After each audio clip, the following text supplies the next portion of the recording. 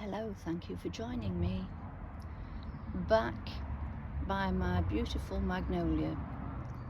And it has been a sunny day. I've been gardening for most of the day, and during that time these beauties have opened up, and they look gorgeous. I'm going to stop there because I'm going to have to link these two pieces of film, because I've still not found how to turn the camera around when I just pause. Okay, so camera duly twiddled. I must ask my granddaughter if there's a way. She is my fount of knowledge on such things. But it has been a really lovely day, and I ended up feeding and moss killing my lawn, so fingers crossed that it doesn't go frosty tonight. But I want to talk about a little word that we often bandy around, maybe without thinking of its full implications, and the little word is just. And you'll say, oh, just wait a minute,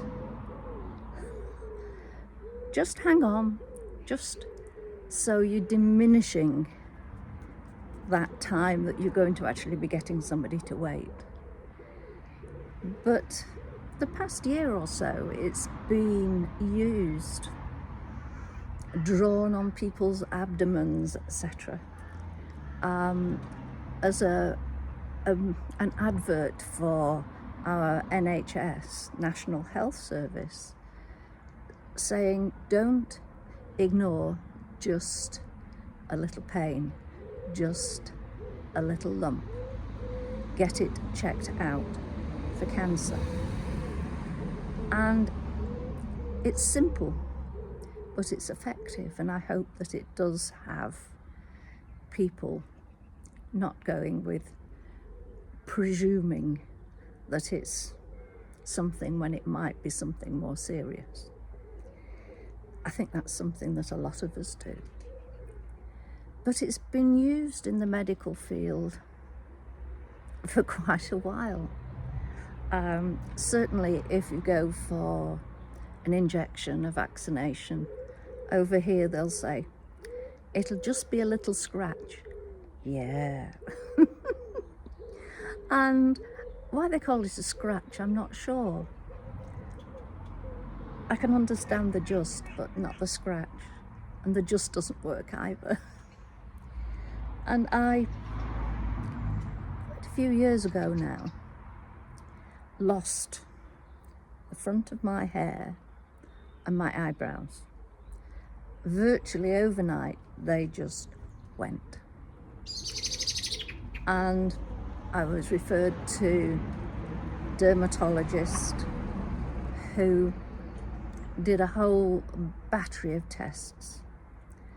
And when I went back to see him, he said, everything's come back negative. The only thing it can be is just stress.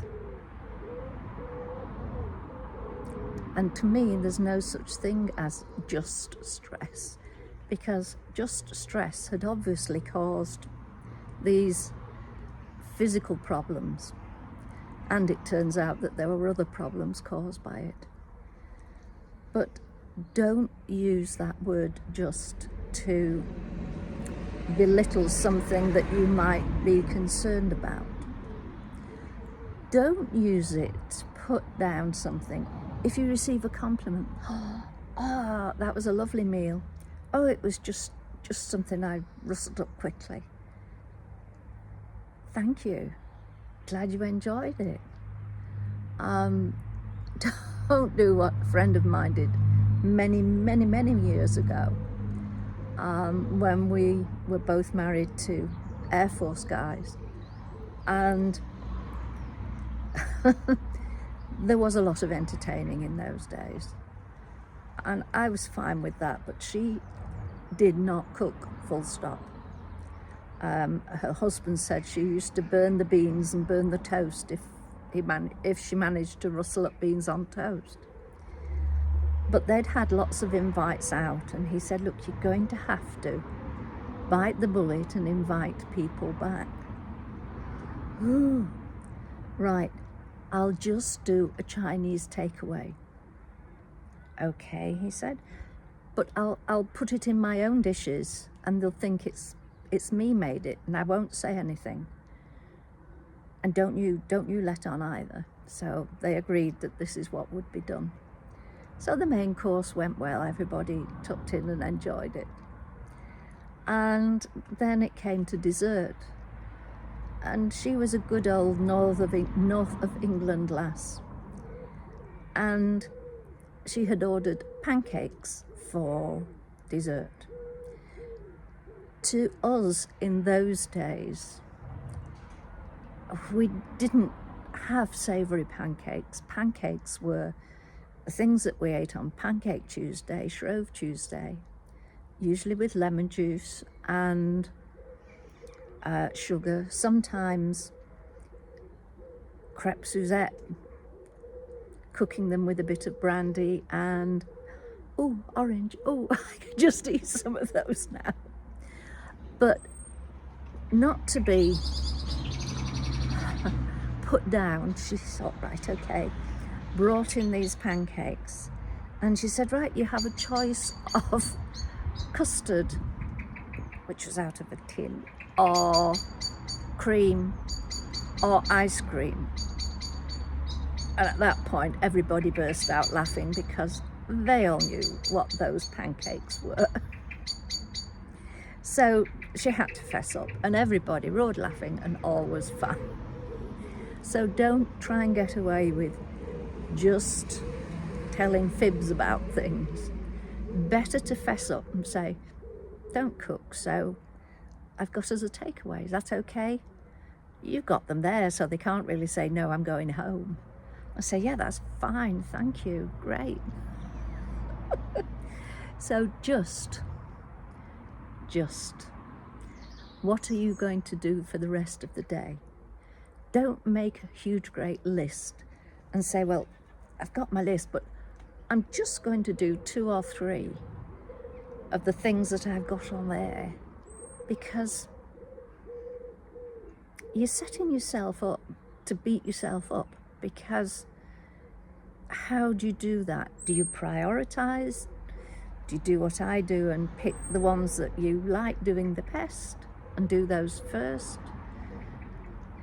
Whatever you do, if you're just going to do 2 or 3 and you've made a list of 6 or 7, you are just going to beat yourself up because, okay, right, I haven't achieved, even though you will have achieved just what you set out to do. So be aware of when you use that little word. And I will just say cheerio for now. And I will go and have a listen to the birds. And then I will go and put my feet up for the evening and just relax. And there's no such thing as just relaxing. It's very, very important. Okay, thank you for joining me. Take care. Speak to you soon. Bye for now. Bye.